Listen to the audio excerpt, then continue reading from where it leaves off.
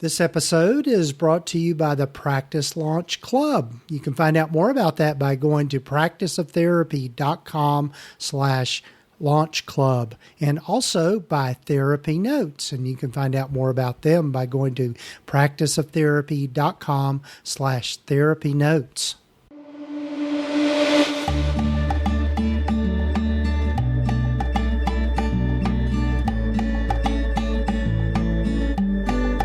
Hello, I'm Gordon Brewer, and welcome to the Practice of Therapy podcast, where we explore the business and clinical sides of running a private practice.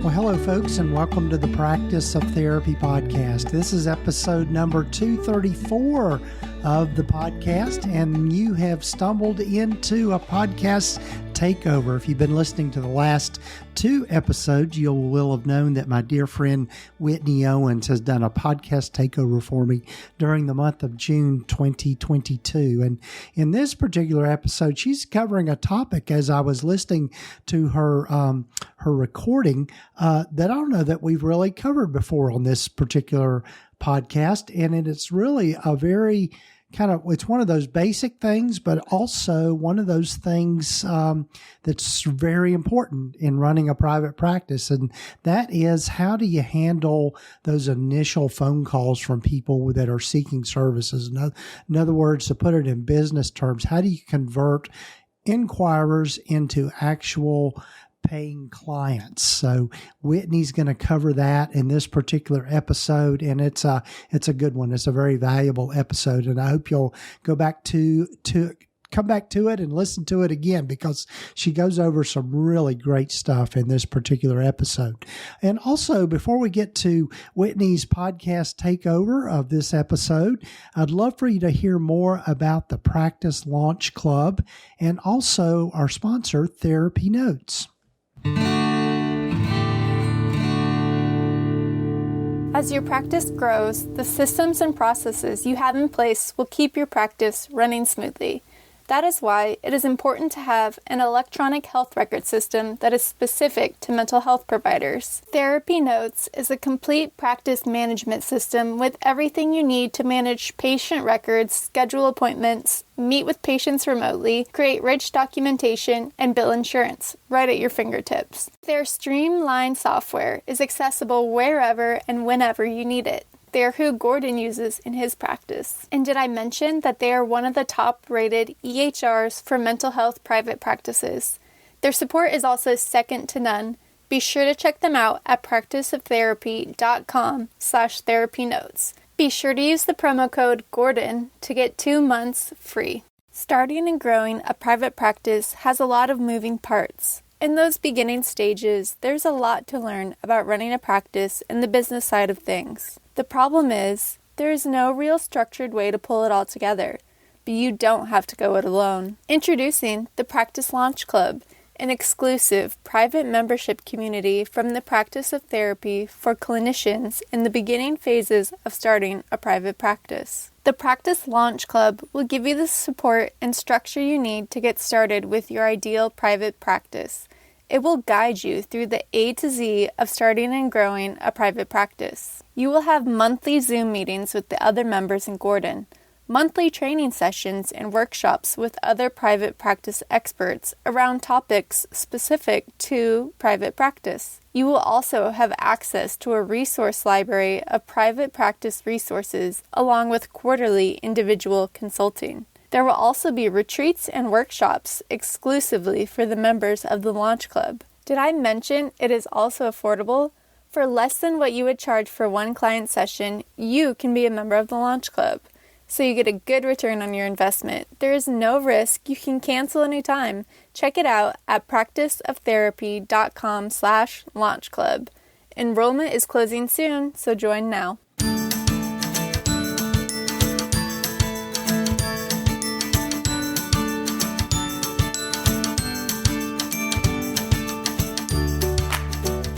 Thank you so much for hanging out with me over these past few weeks in the month of June on this podcast takeover. If you have missed the first few episodes, I encourage you to go back and get to know me and a little bit more about the work I do. The first episode I did was just kind of my journey, my story into private practice and consulting. And then the next episode, we talked about the ebb and flow of private practice, why things slow down, speed up, and how to make the most of those opportunities when maybe your practice isn't going the way you wanted it to. And then today, I'm going to talk about a hot topic on how do we take all those new calls and inquiries and make them into new clients. I have found so many people miss out on opportunities because they aren't doing the calls correctly or the inquiries correctly, and they could have more new clients. So I want to walk you through that process of how to increase those conversion ratios. So before we get started on that, I do want to let you know that I have a free PDF on how to network with churches. It goes through 4 steps. We found that a lot of practice owners aren't really sure, like, what do I say to a church when I want to make a relationship? What kind of church should I make a relationship with? And how can I make it work so that I can continue to get a steady referral stream going? And so I'll walk you through that PDF on how I've been able to successfully do that in my practice. And I've seen other practice owners do that as well. So to get a hold of that PDF, you can head over to whitneyowens.com and get access to that. You can also join my email list where I'll give you tons of information on how to start and grow a faith-based practice. So today on this podcast episode, I'm going to walk you through how I've been able to be successful in having higher conversion ratios for when people are calling your practice or emailing your practice. We call these inquiries. And how do we get these inquiries into actual new clients getting scheduled? It amazes me how many people spend so much money, time, energy on marketing, but then they're not spending as much time and energy on actually converting these clients. So you put all this time and effort into people calling the practice, but then they actually call and things aren't going right. So that could be somebody's not answering the phone, or they're not saying the appropriate thing, or that the process is confusing. Well, then you're losing money because these people aren't scheduling. So it's so important. This is the first step of people getting to know you in your practice. So it's really important that you do this right on the front end. And then after that, you can work more on retaining clients. So I'm going to walk you through that process here today. So the first thing I want to point out to you are just some really bullet points, things to really consider. And then I'm going to walk you through how we actually do a call to get someone to schedule. So here are some of the important points that I want you to consider. Always, always, always make the process as easy as possible for clients to schedule. We know this as therapists when we're working with clients and we're trying to maybe get them to reschedule an appointment. There's every excuse in the book. Your location is too far away. That time doesn't work for me. I have something else going on, right? The list goes on of excuses people have for not coming to counseling. When a lot of times, even though those excuses are legitimate sometimes, a lot of times it's that they just don't want to deal with their stuff. So we want to make it as easy as possible for people to be successful in therapy. And so that being said, make it as easy as possible for people to actually schedule an appointment. So that's something you should be thinking about across the board for your practice. What is the easiest way for clients to get into therapy and to have a positive therapy experience? I'm always asking myself when I'm creating new systems in my practice, when we're walking through the intake process. I even encourage you that if you've had a practice for a while, even this is a really good moment to go and just look at your process and ask yourself, is this intake process as smooth as possible? What things could we do to make it easier? What things are becoming difficult for clients in the process of scheduling? All right, so let's make it as easy as possible. You have got to have someone answer the phone, okay? I cannot stress this enough. So that could be you answering the phone. It could be you hire an assistant to answer the phone. It could be an in-person, a virtual assistant. It could even be one of your clinicians maybe answering the phone, but someone needs to answer the phone. When phones are not answered live, you have much less ability to get these people scheduled, okay? Your percentages, your ratios are declining if you're not answering it live. And here are the reasons why. One is a lot of people have a list of therapists they're running through. So when you don't answer that phone live, they're moving on to the next person. They're on Psychology Today. They're on whatever they're on. I can even think a couple of years ago, I got, 3 or 4 referrals for speech for my daughter. It was either speech or OT. And I took that list and I went straight down. I thought, I've got 20 minutes right now in my schedule to get this taken care of. So I'm going to schedule with whoever answers the phone. And that's exactly what I did. And then the place didn't answer. They called me back, I don't know, an hour later. And I said, I'm sorry, I've already scheduled somewhere else, right? It doesn't even take that much time to schedule with someone else by the time you get that call back. So you don't want to be a situation where people are leaving messages on a machine and then you're getting them and calling them back, because you're going to lose people. Yeah, some people you're going to be able to schedule, but you're going to lose some of those people. So maybe you went out and spent $500 in Google ads. Well, if you had 5 calls from that Google ad and you only got one of those scheduled because, only one of them answered when you called them back, you haven't really had a lot of success there. But if you're able to answer the phone live and get 3 of the 5 to schedule, you can see how much more productive that is. So make sure you have somebody actually scheduling your phones live. And you want that process to be really easy for people. You don't want them to have to wait on hold when they call. Like there are some places there's an automated system or music playing and they're waiting. Yeah, I'll tell you, I have kids. Sometimes waiting 7-8 seconds is enough time that I'm going to have to hang up that phone because someone is screaming and I'm going to have to go take care of it, right? So you want to make it as seamless as possible that someone live is actually answering the phone, who can form a relationship, answer questions, and be able to talk to people. We know that answering the phone live, from the research I have done, is better conversion ratios, hands down. Okay. I know it seems expensive and difficult at times, especially when you're a solo owner wanting to hire somebody. But if you need to have more interactions, if you need to have more clients, then you're going to have to get someone to answer the phone.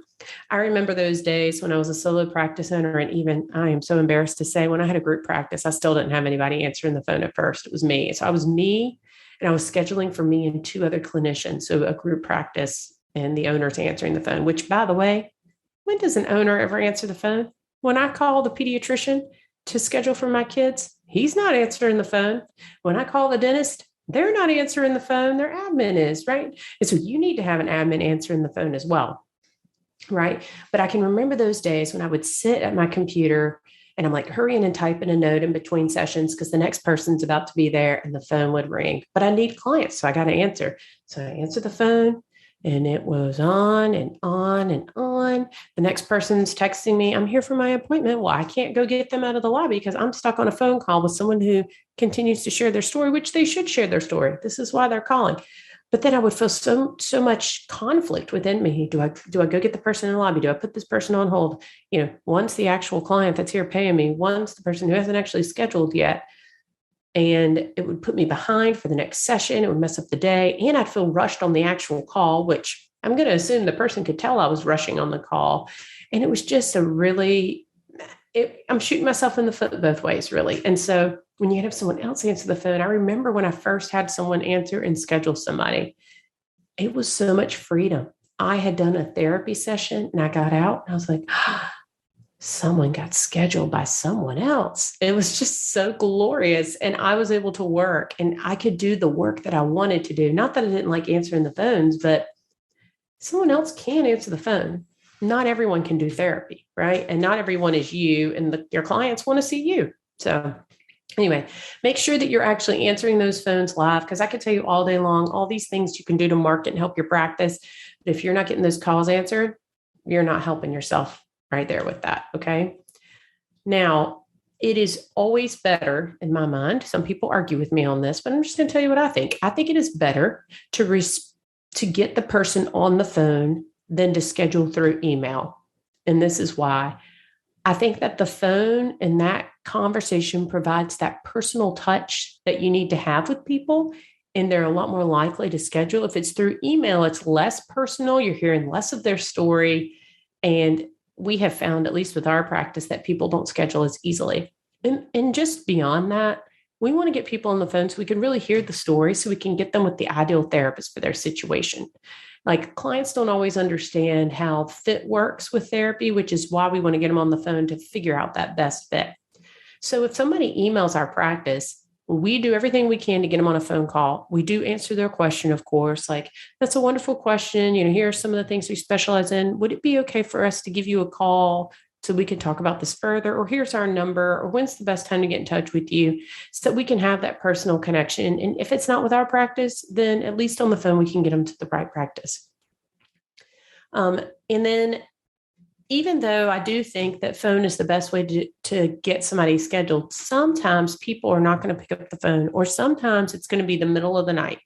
I can also think, I know I'm using my kids for a lot of examples here, but like if I get a referral for someone for them, and sometimes during the day I'm at work and I really don't have the time to call these people and make all these appointments.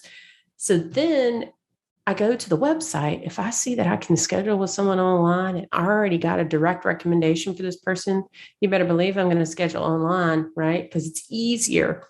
And so I encourage you to have an online booking option for clients so that they don't necessarily have to call your office, or it might not be a convenient time to call your office. Also on that, we are mental health.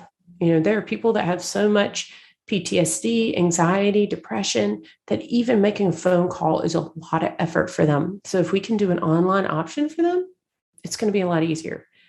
Now, I want to tell you this, and I want you to really try to listen here, and hopefully this is something that you can receive here, because I get a lot of pushback on this too.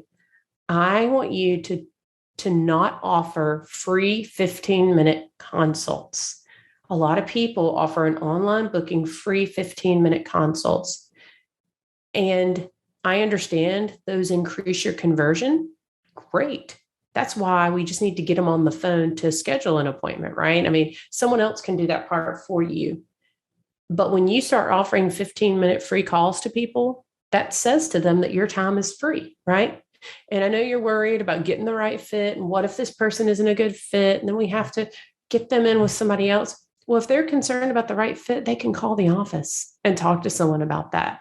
Or they can come in and pay to see you. And let's just say they come to see you and they have an eating disorder and you don't work with eating disorders. That's okay. You can refer them to someone who works with eating disorders. At least they came in and saw someone, and they should be paying your rate to talk to you, right? We don't just randomly call doctor's office and get a free 15-minute consult on a problem we're having with our knee, right? If you've got a problem with your knee, you're going to be calling the doctor's office and they're going to get you in with the orthopedic guy, and then you're going to pay for that appointment. And he might end up saying, well, you know what? It's not really your knee necessarily. It's your muscle or this. I need you to go to PT, or, so it's not like they're always going to help you perfectly. Sometimes you have to refer out for something else. It happens all the time. And so that's what happens in mental health. So you should be paid for your time. You should offer an online booking option where people can book directly with you. Now, for conversions, when we talk about that, we're talking about converting a call or an inquiry into an actual new appointment. So ratios for this, just to give you an idea, is 70 to 80% of inquiries are scheduled with an insurance-based practice.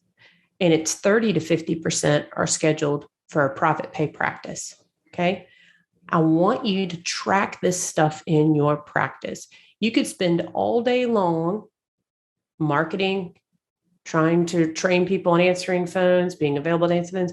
But if you're not watching your conversion rates, then you're not going to know what's working and what's not. So in my practice, it used to be actually that our conversion rate was usually around 50%, 55%. And I knew that every single month, based on the number of calls we would get, that's about how many people would schedule. And we have a private pay practice. Now, my admin has been with me for, I don't even know, 2 years now or something like that. She's so excellent, knows people in the community. She's fantastic. And she converts at about 70% now average. She blows me away. So I know that that's the percentage of conversion. So if it drops one month, I can say, okay, well, what just happened? Like, what's wrong here, right? And when I do my consulting with private practices, we do this all the time. I start people on the intake call. What's going on with your conversions? How many people are actually scheduling? A lot of people have no idea what that is. And then if they do know what that is, sometimes it might be low. They might say, okay, well, I'm at 30% for a private pay practice. I'm like, well, that's good, but we need to get it higher than that. And so let's work on this. And we go back to the drawing board and figure out what the problem is. But your numbers and tracking are going to show you when things are not going right in your practice. And you need to know what those are. All right. So let's start now with, what are you going to do on the actual phone call? Okay, we just went through those important bullet points, and let's do a rundown of a basic phone call. So when someone calls your practice, the first thing you want to do is say hello to them, right? Basic and simple. Introduce yourself, say hello, and how can I help you? So it's as simple as, hello, this is Whitney over at Water's Edge Counseling. How can I help you today? Right? They're going to give you some kind of reason why they need help with something. Hopefully it'll be just like a quick 1 or 2 liner right there. Now, before they get too into their story, I want to encourage you to stop them, because you have got to get their name and phone number. A lot of times people want to jump in. A lot of times they'll ask you immediately, what kind of insurance do you take? Right? Well, we don't really take insurance at our practice. We don't say that up front, because sometimes people can use out-of-network benefits. There's a lot of different things that people can do. But the most important thing is that we want to make sure people are getting help. So even if we don't take their insurance, we have to refer out, hey, I want to get the information off this call so I can refer you to the right place, that you're not just making a bunch of phone calls. Let's make it as easy as possible for people. So if they stop and they ask questions like that, or they keep talking, we'll kind of stop them for a second and say, excuse me, before we keep going, do you mind giving me your name and phone number? That way, if we get disconnected, I'm able to give you a call back. I can't tell you how happy I am when I actually do have to call an insurance company. That part I'm not happy about. But when they say to you, let me get your name and number in case we get disconnected, I can call you. I'm like, sweet, because I do not want to go through that automated system again, right? So when we say to them, let me get your name and number so I can call you if necessary, like usually people are pretty happy about that. Guys, sometimes we do get disconnected for various reasons, right? But right here, we're really trying to track their information. And the other thing is some calls go sour, unfortunately. So it could be that you hear an abuse situation going on in the background, or they tell you about something you have to report, and you're going to be glad that you got their name and number, because if you get too far into the call, sometimes people won't give you that information again. So make sure you get that information up front. And then before you get going into the phone call, find out how they heard about you, because you want to track this just like you track your conversion rates. And this is important because marketing is very expensive, and you want to know what's working and what's not. So let me give you a prime example. There's a magazine here in our town called Savannah Magazine, and I had this dream that my practice was going to be in Savannah Magazine one day.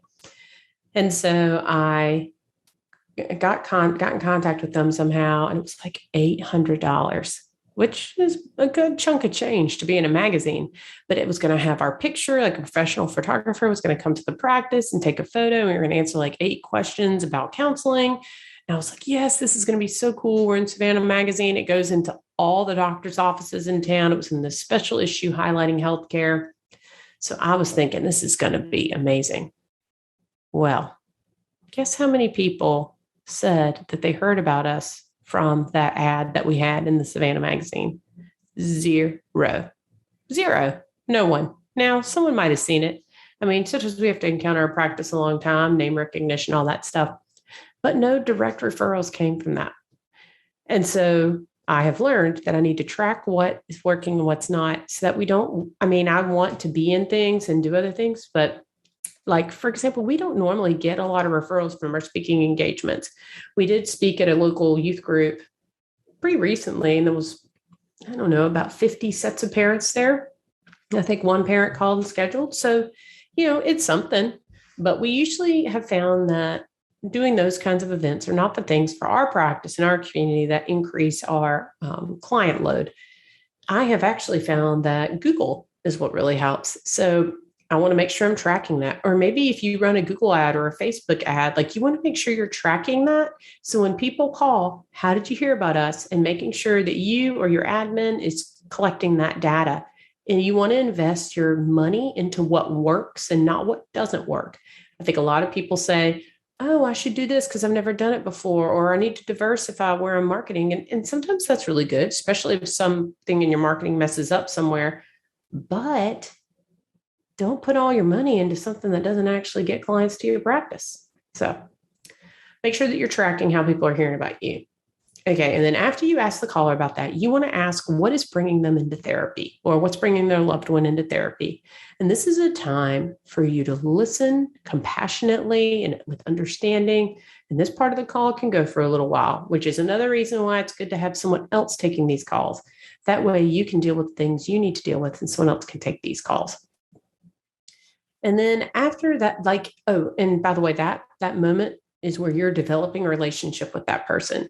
They feel like you've heard them, that you understand them, right?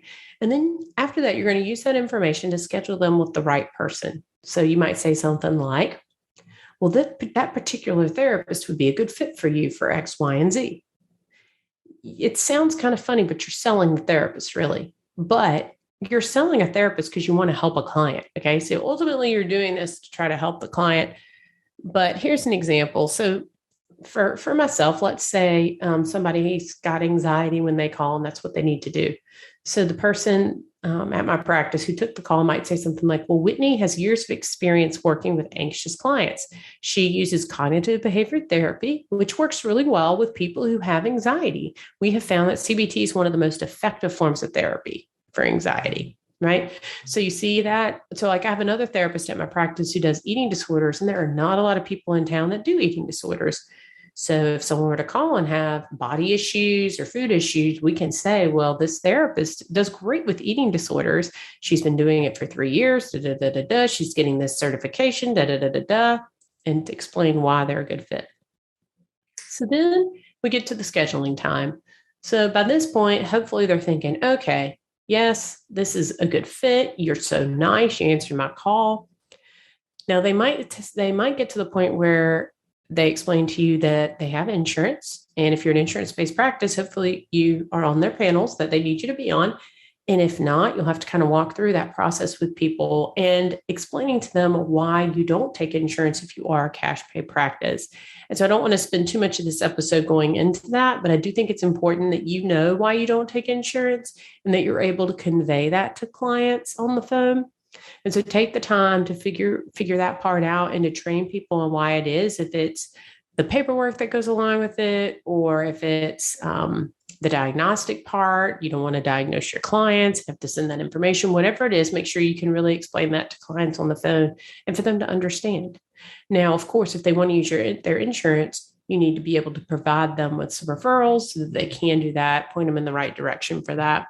But I have found a lot of times I'll be on the call, or I used to be on the calls, and they would say they had insurance. But by the time we got to the end of the call and I've explained who the therapist is, why they're a good fit, I would say, hey, well, we're not on that panel. I don't have to explain that we fully don't take insurance, but I can explain that we don't take their particular insurance because that's what the focus is on, and that we can give them a referral, or they're welcome to schedule and try to submit out-of-network benefits.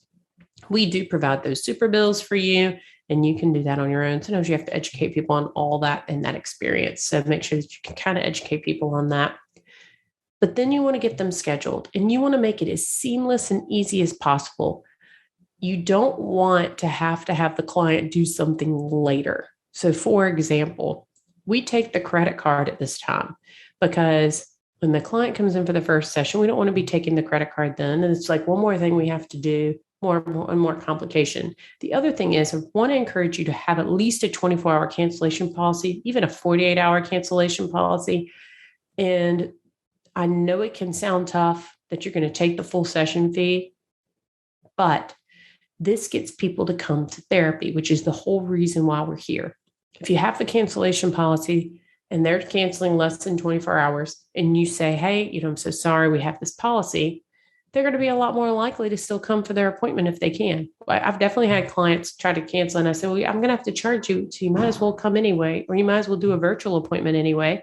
And then it ends up working well for them. And so, of course, you want to make sure when you are scheduling them that you tell them about the cancellation policy. And you want to make sure that you get that credit card information, because they're a lot more likely to show up to their appointment if you get that information in advance. And it's just easier in the long run. And so then by the end, hopefully you've scheduled that client. Make sure they know the next steps, make sure they know the location of your office, how to get to the building, how to get in touch with their therapist, or if they need to change anything, that you give them all that information. And of course, at the end, you want to make sure they don't have any additional questions and that they know how to get in touch with you if any questions were to come up. And hopefully by then you have scheduled a client and you've walked them through that process. At our practice, I know it sounds kind of crazy, but it takes about 30 minutes to do this whole process. not only just getting on the call and talking with them and getting them scheduled. Sometimes that can go quickly. I would say the average call is probably more like 10 to 15 minutes. But then we have to upload all the documents to the portal, send the information to our therapist so that they understand who's coming in, what the intake call was like. We send the therapist a form where we track all the information we write about the call so they can read about it. And then all this data gets collected. And every single week, me as a group practice owner, I get into the system. I look at what's going on in a lot of different areas, but one of them is definitely call conversions. How many calls did we get and how many of those converted?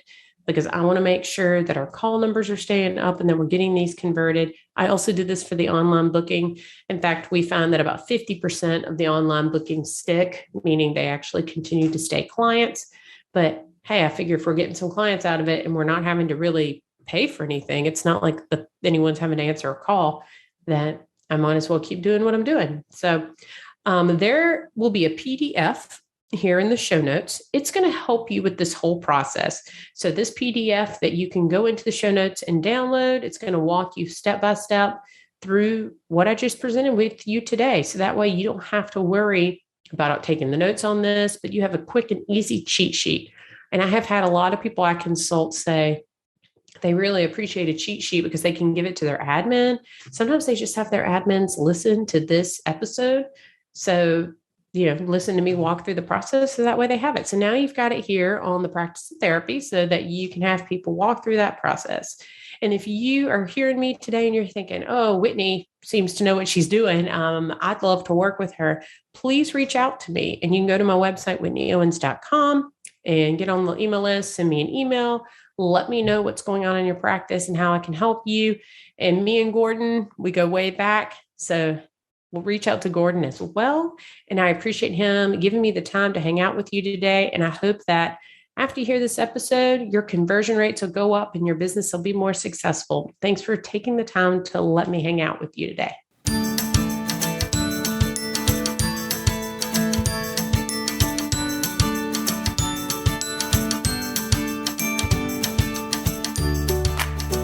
Well, again, big thanks to Whitney for taking over the podcast. I knew this was going to be a good thing when we came up with the idea, and I think this episode is really something that you really need to take in and really learn about in having a successful practice and learning how to, as they call it in business, learning how to close the sale.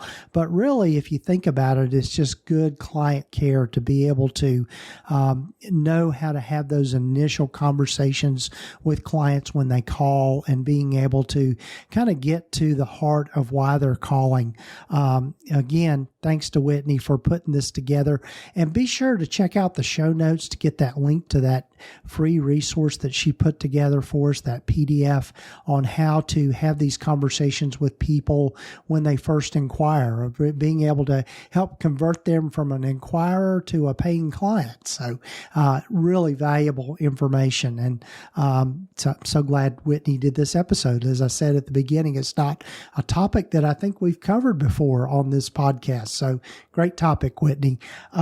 Also, be sure and check out Whitney's stuff. If you'll go to whitneyowens.com, again, links here in the show notes and the show summary to find out more about how you can work with Whitney. And she is a wonderful consultant, and she and I are in a mastermind group together. So I really have gotten to know Whitney well over the last several years. And before we close out, again, love for you to find out more about the Practice Launch Club. During the month of June 2022, we're doing our inaugural launch of the Practice Launch Club, or as I'm starting to refer to it now, the PLC. You can find out more about that by going to practiceoftherapy.com/launch club. And if you become a founding member, you're going to get a pretty significant price over the lifetime of the membership if you join now. So be sure and check that out. practiceoftherapy.com/launch club. And it's a perfect opportunity for those folks that are in the beginning stages of either growing their private practice or starting the private practice. So be sure and check it out. And as always, big thanks to our sponsor of the podcast, TherapyNotes.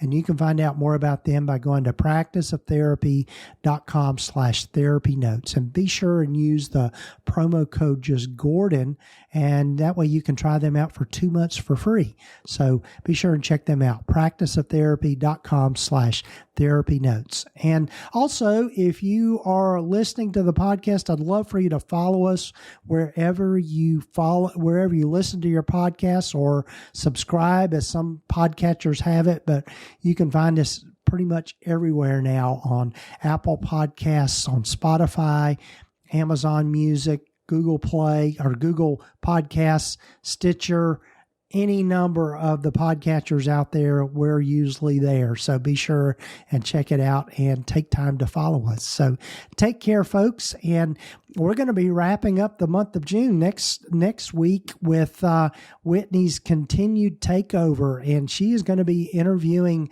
Aaron Potratz and Nathan Hawkins from the Shrink Think podcast. And Aaron and Nathan also have a group practice together out in Oregon. So and they have a very unique business model too. And I'm sure she gets into that as well in this particular episode. But anyway, looking forward to Whitney's takeover next week as well. So be sure to tune in next week for the podcast takeover with Whitney Owens. So take care, folks. Have a great week or weekend whenever you might be listening to this. You have been listening to the Practice of Therapy podcast with Gordon Brewer, part of the PsychCraft network of podcasts. Please visit us at practiceoftherapy.com for more information, resources, and tools to help you in starting, building, and growing your private practice. And if you haven't done so already, please sign up to receive the free Private Practice Startup Guide at practiceoftherapy.com. The information in this podcast is intended to be accurate and authoritative concerning the subject matter covered. It is given with the understanding that neither the hosts, guests, or producers are rendering legal, accounting, or clinical advice. If you need a professional, you should find the right person for that.